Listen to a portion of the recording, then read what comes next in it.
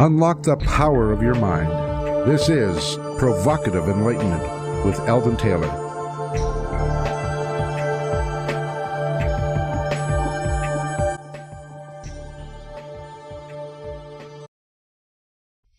Now to this week's show, the power of discovering who you really are and time in a bottle, mastering the experience of life with author Howard Falco. So let me tell you a little about today's guest. Howard Falco is a peak performance or mindfulness coach to college and professional athletes, CEOs and corporate executives, and individuals looking for a new way of overcoming life's challenges and achieving exceptional results. He has authored 2 books about self-awareness, and the power of personal creation. His copy reads, and I quote, "In late 2002, in the middle of ordinary life, this married father of 2 went through a sudden and extraordinary expansion of mind.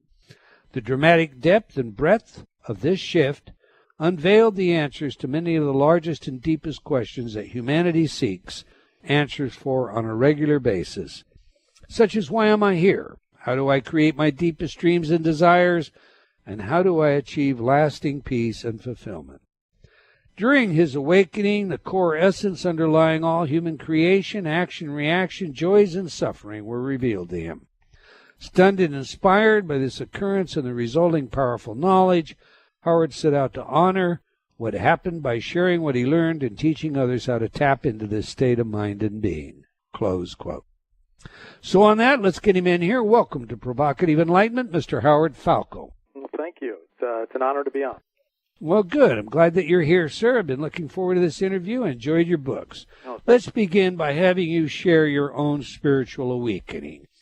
Please tell us about the experience and contrast who you are now with who you were before the experience. Boy, that's like talking about 2 different lifetimes. Well, I always had a very deep curiosity and some very deep questions on the nature of life itself, which started the first time I ever looked up and truly saw the stars in the night sky. It was an astonishing and breathtaking experience for me. I was taken on a camping trip when I was about 14 up to the northwoods of Minnesota, very near the Canadian border, and we got there when it was dark. I was excited to explore the surroundings. I went right to the end of a dock where our cabin sat on this beautiful lake, and I just stared into the darkness. And I was taken aback by the, if you'll pardon the expression, the sound of silence. I couldn't believe there was a lack of sound growing up in the Chicagoland area, which you're familiar with all the time. So I was stunned by that and this sort of beautiful setting I was in, and then I started to see what looked like light shining up on different parts of the lake, and as I looked around, they were glowing off the entire lake itself, and for a minute I didn't know what was going on until I looked up, and when I looked up, something dramatic shifted in me. I could not believe what I was seeing, and 1,000 questions were birthed upon that moment about the nature of life and existence, and throughout my lifetime, I just had some bigger existential questions that I wanted answered, just like many millions of people do. And I thought I was on the path to finding happiness and peace in one's soul. I put myself through school out in Arizona. I fell in love and got married. I had 2 children. All these check marks sort of on my list of things to do to become happy. We bought our first home. I got my job. I started working and doing well. And what was starting to bother me is the more things that I checked off the list, the less contention I had. And this was getting more and more concerning as time went on.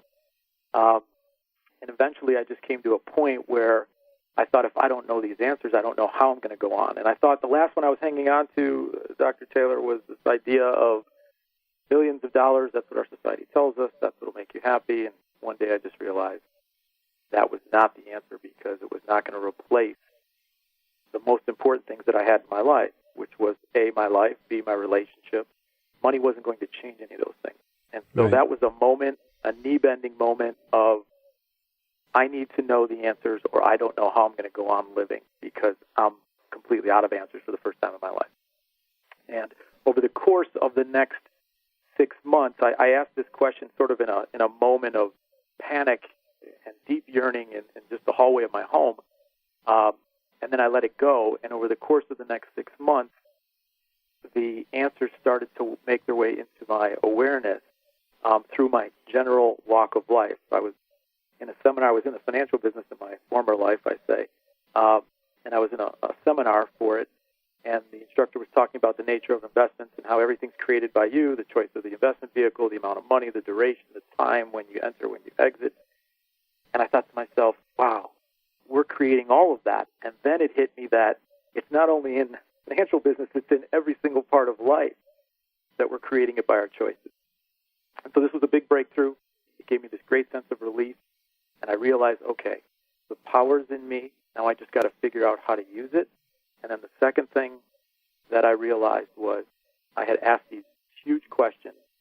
And for the first time, I realized how life talks back to us and presents us the awareness when we're ready for it through our general walk of life.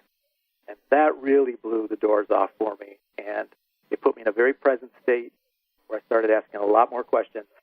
And then I had a second experience 6 months later that dwarfed the first one where, just to be very short about this, I was sitting in my office at work, and all of a sudden a great, profound insight, sort of like it dropped in my head from the top, like a raindrop that hits you, except it's the first one, and you don't know if it's a raindrop or a bird. You're not sure what's happening. And then another one hit, and another one, and then I was trying to write it all down, and before I knew it, it was pouring. And I had more information than I ever, in my wildest dreams, thought of experiencing. And I knew from that moment on, in this unbelievable state of humility that still is hard to talk about, that I would want to share it and honor this grace for the rest of my life. So that's the short 4-minute, 3-minute version, a 5-minute version on what happened. All right. The way you described that, I guess, you state in your introduction to I Am that answers are not found, they're allowed. Is the description you just gave us, is that what you mean by that? I mean, flesh that out. What do you mean? It seems to me like you were searching, and they were given to you. So what is it you mean by they're allowed? Well, I really believe that for so long, having this sort of curiosity and having this open mind and not really setting a concrete idea on how the world or how the universe works, but being open to understanding that, opened the doorway. But by being allowed, meaning that at that point where I was in that sort of knee-bending moment of asking, I want to know, not having any background in science or religion or theology, but I just, to the universe, I want to know, I think was saying at any cost. Like, I didn't care if it meant my life or the state of all my beliefs. It was that meaningful to me that I had a greater vision, a greater clarity, and a greater insight. So I was willing to give everything up. And I think that's what I mean by a state of readiness or allowing them. You're willing to question any beliefs you have up to that point about who you are or life itself in order to create the space for life to have room to bring that awareness in. Because as we know, life really doesn't like a vacuum. It likes to fill it. But if your cup is full, as they say in Zen theology, there's going to be no room. So you really have to humble yourself and really be open to any way, shape, or form that it's going to come in, no matter how threatening it might be to the ego at first. Okay, now the devil's advocate side of that, if you're desperate and you're willing to give up your life, that's what you said, it's quite probable that you're going to develop a mechanism, and that mechanism is going to provide the answers to you so that you give up this notion of taking your own life, because that's what ego is really all about, balancing those things. What say you when the doubting Thomas says, this is probably all an invention of your own mind? Well, I only know by my experience and what has come out of it. So that to me is what the truth is and how it's affected those that have experienced it as well. But I would say that it wasn't like I didn't want to live, but I was willing to give up the beliefs that I had or the thoughts that I knew what created happiness in order to open to something bigger. The truth is always wherever you're at. If what you're thinking and believing is working, then you're fine. There's nothing to open to. But if there is some questioning, if there is more that you want to understand, then life is begging you to say, okay, humble yourself and say, I'm ready to experience it in any way, shape, or form, and I'm not going to be afraid of it when it comes in any longer. So I guess what I would say is it's not about giving up your life per se in some sort of physical sense, but in more of a spiritual renewal of mind. That makes sense. A baptism sort of event. Okay. I like how you've written your books. And insofar, especially as to how you define the human condition, how you approach it. So, this is the question I'm about to ask is somewhat rhetorical in a sense, but in your view, what, not who, are we? We're energy turned into matter for the purpose of experiencing our creative essence, which is really infinite. So it is energy as formed as matter and then to be expressed in the way, shape, and form that we feel best defines us. Okay, so let's just follow the intriguing way that you examine the question of who we are. So we just discussed what we are. Why are we? Well, why we are is because this is going to get a little bit deep and seem a little bit more esoteric, but we are validating infinity individually and collectively. And so we're the constant expression of that in an infinite number of ways. And we've seen it from the inactive as the rock to the more complicated as the plant to the more complicated as the animal and now as the human being that is continuing to evolve. But we're seeing that infinite nature of the expression of life continue to unfold. So we're a part in that overall process of, again, if we're jumping right to the heart of this, but what I believe is the ultimate truth, which is infinity. But that's a bigger concept for the mind and something we might want to build some steps in first to follow that one. We've got a break coming up. When we come back, we'll do just that. We'll put some steps in it. We'll begin with this idea of what's infinity? Are we talking about ourselves as infinity? Are we talking about a whole as infinity? Are we talking about infinity as a matter of mathematical construct? We're speaking with Howard Falco about his work and books, I Am and Time in a Bottle.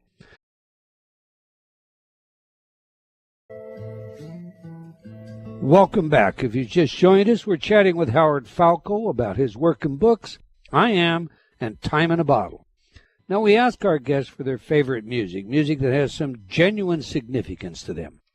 Music psychology is a field of research with practical relevance in many areas, including investigations of human aptitude, skill, intelligence, creativity, personality, and social behavior.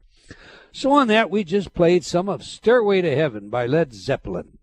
So please tell us, why is this music important to you, Howard, and how does it instruct us about who you are? Wow, that's awesome. So the song is a story of awakening, and when I heard it after I had gone through mine, it sent shivers through me because I had heard that song thousands of times before in my youth, and for the first time I heard it, and I heard, the verses and the lyrics were so profound to me and so connectable to my experience. If there's a bustle in your head, Joe, don't be alarmed now. In other words, if there's a funny feeling in your head, don't worry. It's a spring clean for the May clean. In other words, you're being cleaned out for sort of a rebirth or a renewal of mind. And the lyrics go on, there's always two paths you can go by, but in the long run, there's always time to change the road you're on. And that's such a profound component of the work because it's so hopeful to know that really, truly, in any moment of our lives, everything can change when we realize the power that we have to define, declare, and demonstrate who we are, which is the title of the book. So there's a tremendous amount of meaning in that song for me. I totally agree. It is a very moving song when you examine the lyrics carefully. All right, before the break, we had decided we were going to back up a little bit and define infinity, maybe build some steps in there. So I'm going to pull us clear back around to how you examined the very nature of who we are by looking at what we are and how we are. So how are we? Well, how we are is based on the genetics that we got from previous generations and the way that their DNA and the way they interacted with their world for survival. And those traits were then passed down to us, not just physical, but mental traits, socialization, survival skills, particular tastes. So those are passed to us, and then they're either nurtured further into existence or they remain latent based on our upbringing, and then our personal experiences. So those three things end up defining who we are up until the point that we turn the eye on ourselves and we have questions about life. And that's hopefully when we come into some information and some understanding that there's more power to this subconscious process, more conscious power to this process than we imagined before, and how we can take control of it and start to begin to shift the way that we see and feel about ourselves as we realize that that's the only thing that life can really truly respond to is our truth. And so to me, that's why it's so important to understand the how we have been, how we've defined our universe and ourself, and how we've experienced and created that, because that's what empowers us most to move forward in that definition, in that creative process. Okay, we've recently entertained a number of different scientists on this show, including a famous neuroscientist who essentially fleshes out in his book the fact that there's no such thing as free will, that who we are, our genetic patterns, the process of our very embryonic existence, for all intent and purposes, does more than predispose us to be who we are. It actually does everything from select our gender proclivities to forming the ability for each of us to obtain what we measure as IQ. Given that, you say that who we can be is based upon what we know or our awareness. So you're the one that said we are our DNA. Flesh this out for us, because I don't think you're addressing how much math we understand when you say our awareness, or the languages we might speak, but you're also dealing with the constraints of this mechanism that we inhabit. Right. Well, they're constraints until they aren't anymore. The study of epigenetics has shown that throughout our lifetimes that DNA coding is changing based on our interaction with our environment. And that's really the core nature of the creative process of life and evolution and how it adapts to survive. So I don't think it's any different from a conscious standpoint. When we have questions, I believe this is a very elegant and supportive universe. And when the time is right, the information based on the questions, the awareness based on the questions we've been asking enters our existence. And then it's up to our free will, or as I say, the readiness to experience that for the change that we're looking for. And depending on the amount of fear that's in us of change is how we create time for ourselves. So as fear subsides and we come to an understanding of how connected this universe is to us and how supportive it is of us, our faith rises in opening to this information and stepping more out into this unknown territory that really is the place of real change. And then before you know it, it becomes familiar, and it's not this, it's not as bad as we all thought it was going to be. So that to me is the process. I believe at any moment anything is possible, and that open mind to that is what helps nurture and create that. We've seen, millions of examples of people that live in fear and sort of limitation and what that does, and then the people that don't. And having worked with athletes at the highest level in the world, that you can see how the mindset works where there is no fear of being out there in that area, and that's what allows them to produce at that state. for themselves and for what they're looking to create. So it's no different for us in our lives, with our health, with our relationships, with our business ventures. Whatever it is that we're looking to do, it's the same process. Okay. fMRI studies show us that before you make a conscious decision, 6 seconds before you know what the decision is, on average, an MRI technician knows what you'll decide. It's been decided in your unconscious. And then your conscious mind makes up a story about why you decided what you decided. How do we bypass that, get into the unconscious, and begin to change the programming that exists, that, is actually making our choices in our life? Yeah, so at the very core, as I expressed in I Am and Time in a Bottle, I believe that intention drives life.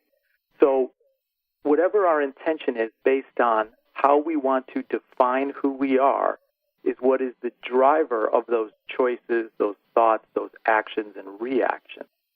And so as we realize the power of that we have within us to define who we are, the next step is to see how well we're defining that. So I guess my answer to you based, on a scientific study is the truth of my own existence and everything that I was looking to achieve or learn that I could achieve or didn't achieve and then wanted to figure out how through that process has been served to a great degree by life. And as I've gone down this road, it has opened more and more and more, and it's opened me more and more to this realization, which is why I'm so excited to be able to share this work with everyone, as you've done for many, many years, because it gives people hope. It gives them hope that the thoughts and the way that they have defined themselves and what that's produced can be changed at any moment, that they begin to believe in and see another possible version of themselves, because we will only create what we feel is the maximum of our worthiness or who we believe that we are. That's why, I often say in speeches that when you look at rap sheets of criminals, it's pages and pages, and people wonder, don't they ever learn? They go back into jail and they come right back out and they go commit another crime. And it's because there's never been a true rehabilitation of mind. They come out as an ex-con, they're labeled an ex-con, they don't feel worthy of themselves.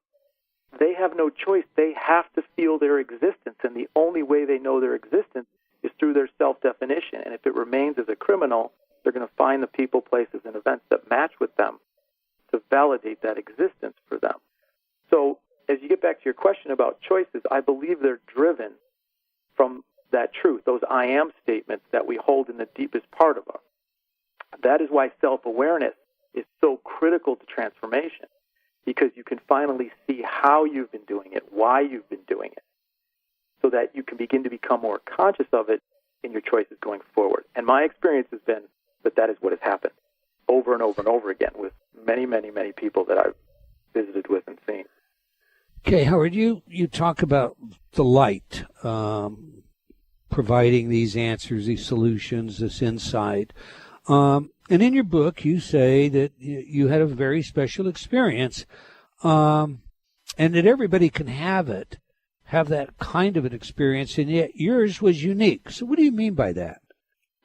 I meant in the history of or people that have had these experiences, they've been on a spiritual path for a long time, or it's been a near-death experience like you talked at the beginning of the show that does this shift. And I think what's somewhat unique about it is that there was no background, no study, no near-death experience, just a deep, deep desire for answers to questions and an openness of mind. And I think that's important because it opens up a huge audience of people who thought, well, I didn't have a near-death experience, or I didn't go visit an ashram and sit for 6 months with somebody there, or I haven't been to a school of theology. It opens up that these answers are available for everyone at any moment that they are truly ready for it. And life is always putting the conditions together to help you along this path. I mean, this moment, for anybody hearing this, is no different. It's just a matter of its impact and how great or small it ends up being. But and this is what you and I both dedicated our lives to, so to play that role. So it's very exciting, I think, to know that There isn't anybody who isn't worthy. It's not about a matter of worthiness. You are worthy upon the fact that you're birthed into this universe is the self-expression of your worth. But it's about realizing that more. And then with that realization comes all the beauty that goes with that. All right. In your book, Time in a Bottle, you ask an important question. One especially important for, people who are interested in co-creating their own reality. And the question that you ask is, why does it take so long? What's your answer, Howard? And the simplest answer is resistance. I think, for example, in relationships, if we were resisting some truth about ourselves or the other person, it can create time and ultimately what we want to experience. Same thing with athletes. If they're resisting some part of their mechanics that aren't right or some part of their mind that isn't right, it's going to create time. So I think the more open we are, not to looking at ourselves in any sort of imperfect way, but just that we're all doing the best we can to learn at every step of life, it makes us more open to the process, and our mind becomes more open to those answers, so it helps collapse time as it relates to putting the conditions together for what we want and getting that information for what we need in order to put together the conditions to give birth to whatever it is, whatever experience that we're looking to achieve in the world. So, okay, now go ahead. I don't want to cut you off. That's fine. Okay. We both worked with elite athletes, and I have never known an elite athlete that was a atheist. Elite athletes have experiences that they sometimes say are like out of the body. They look down and they see themselves. I remember Golden Richards telling me exactly that of the Dallas Cowboys. He looked down and saw himself performing these great feats. You indicated that earlier in our conversation that you were just an ordinary human being, and you hadn't had one of these experiences like these elite athletes might have, or like the ashram or so forth. But we earlier, before the break, had talked about infinities, and I'm going to bring us back to infinity, and I'm going to talk very specifically about you. Do you think that, well, first of all, do you believe in reincarnation? And if you do you think that you came in to this life with a special recognition or need for a path that gave rise to your growth, and that's why you had this event? Well, I think I came in with the right conditions through genetics and nurturing as a consciousness to prepare me for that. So I guess it's self-evident by what's happened. The answer is yes. On the reincarnation question, I don't believe, like Einstein said, that matter is created or destroyed. It just shifts form, and I believe that form is constantly expanding. The awareness on the nature of who we are is constantly expanding. And I believe as we look back at animals and plants and inorganic material, we're seeing that expression continue to move out into more and more and more and more, and we are the edge in that. So I guess that means reincarnation, but I don't believe that energy is created or destroyed. It just continues to transform. Okay, so your personal consciousness, let's take right. that. Your personal consciousness will survive and continue, and whether you call yourself Howard or Amos as academic, it will be a continuation of who you are and what you've learned in this lifetime. Did I get that right? Yeah, that's very good. I think that is my feeling. But it's interesting. So many people that the greatest fear in life is death, and I asked them, I sort of comment, isn't that ironic? The only truth that you've ever known is life. Why would you ever believe that there's anything else but that? That's the only thing you've ever known to be true. And so that was the big one for me as it relates to seeing that consciousness continues. It goes on infinitum. And what it does for this moment is it takes all the pressure off of time running out, which allows you to be more present, allows you to be more giving, allows you to be more of a we-based mentality than an I-based mentality, where you feel like, from an I-based mentality, you feel like resources are limited, time is limited. But one of the biggest messages in Time in a Bottle, or the underlying subtext, is that it's just the opposite. Time is infinite. So therefore, it allows you to be in this moment, creating infinitely and expressively to the maximum that you can love yourself and see that potential in yourself. I love the notion the only truth we have ever known is life. So we can forget about death and taxes, right?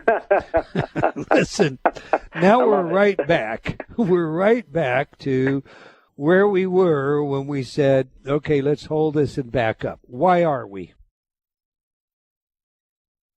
We are to be and express in the biggest vision that we hold for ourselves, and beyond that journey and the ebbs and flows of that process. And the infinity of it all? Infinity. Pardon me?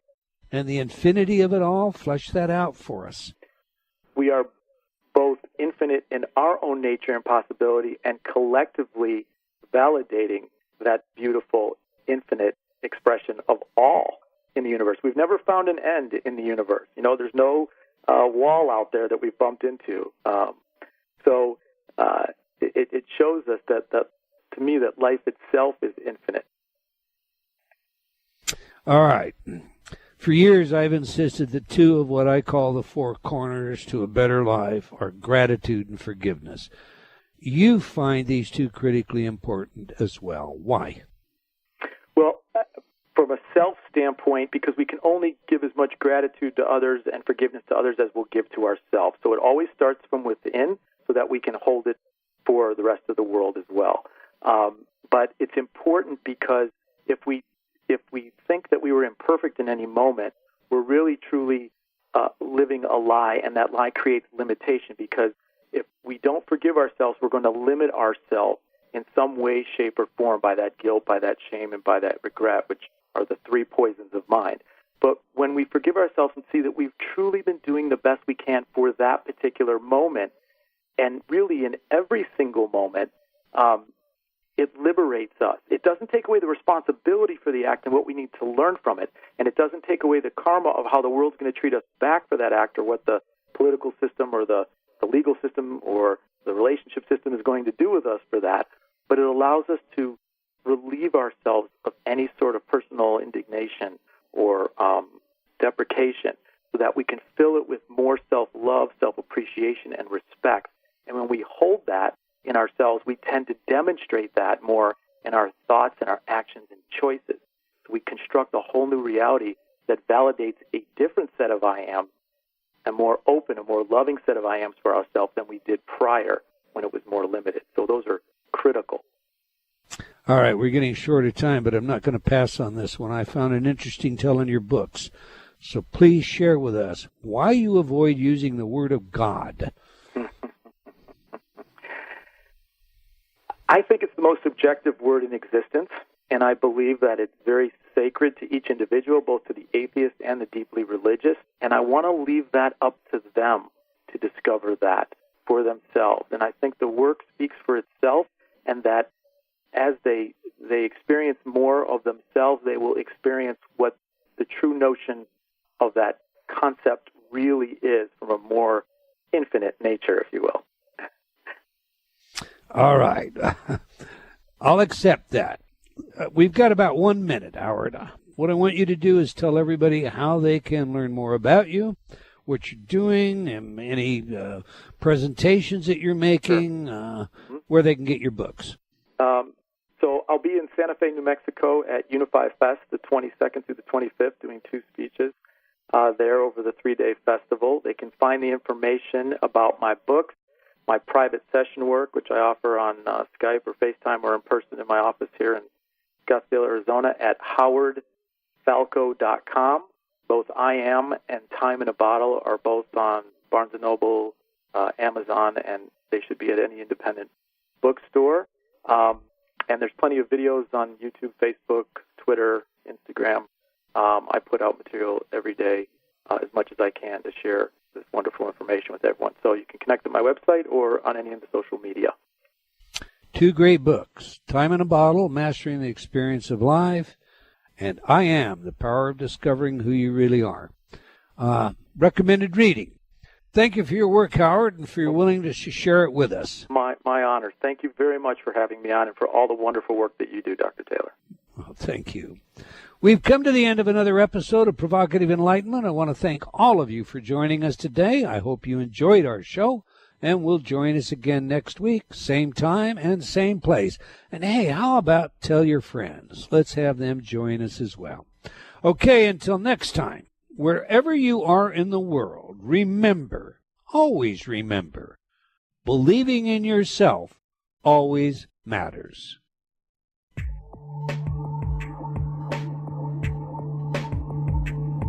Provocative Enlightenment has been brought to you by Progressive Awareness Research and other sponsors. Provocative Enlightenment is a syndicated show and appears on other networks. For a schedule of show times, visit provocativeenlightenment.com. If you're interested in becoming a sponsor, write to Eldon at eldontaylor.com.